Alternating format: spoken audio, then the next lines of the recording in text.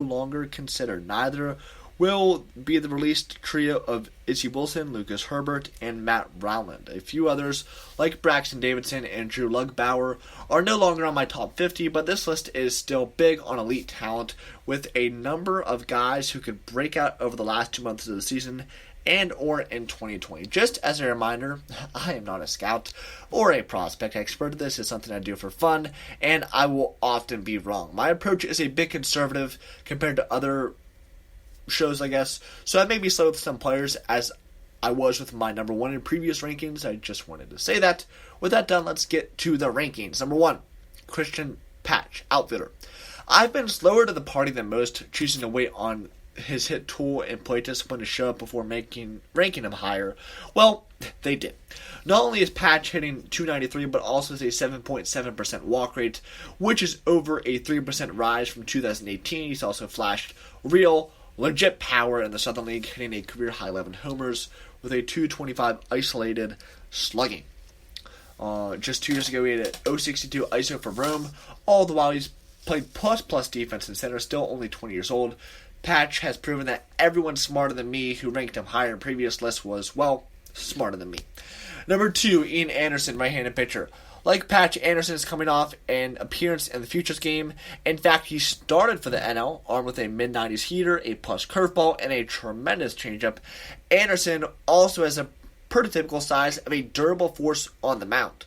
Some will keep him a knockler because his control is still not as good as you want it to be. 4.47 walks per 9, 11.8% walk percentage this year.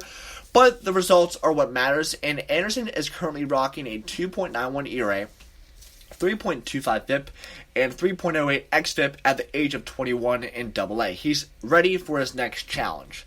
Number 3, Drew Waters, outfielder. If you're a regular watcher of the Mississippi Braves, you are getting spoiled nightly by the best prospect in the system.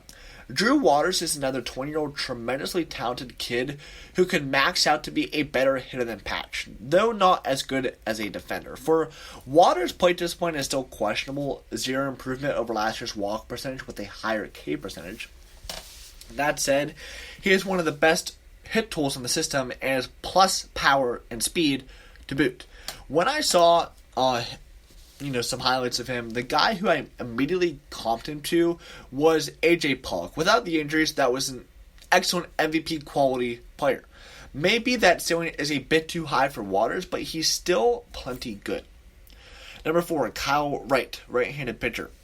It would be easy to be down on Wright, who has had a tough season, but the talent is very much still there, and you have to feel for Wright.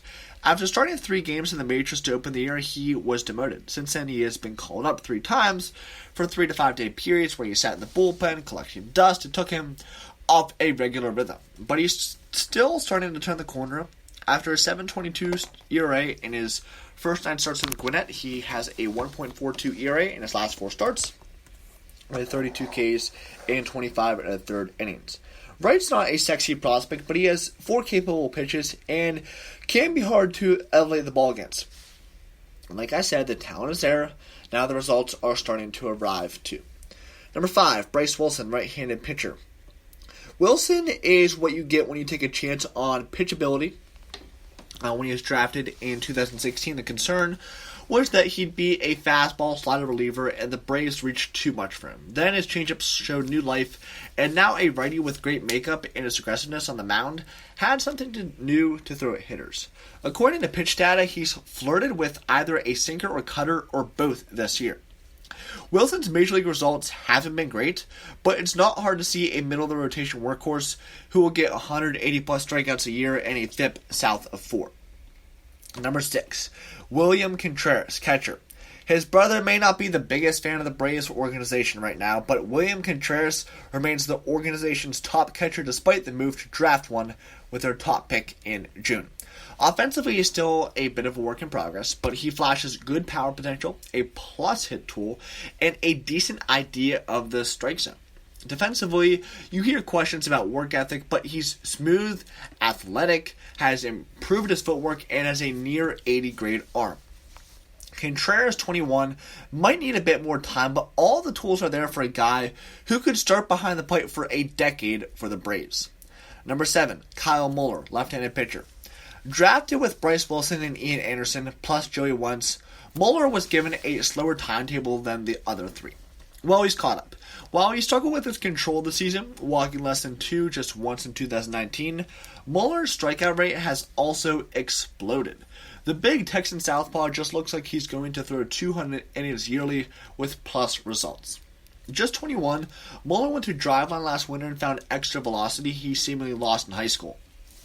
Now routinely in the mid-90s, Mueller has a great changeup and a good slider. If the command comes, the ceiling is pretty high. Number 8, Huascar Ynoa, right-handed pitcher.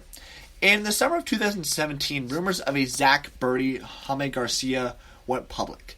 The Braves balked on Birdie's medical reports, and the Twins pivoted to Ynoa. In the end, the Braves might be ecstatic by how it worked out. Ynoa was a raw righty with great velocity, a large collection of secondary offerings, and a low floor but fairly high ceiling.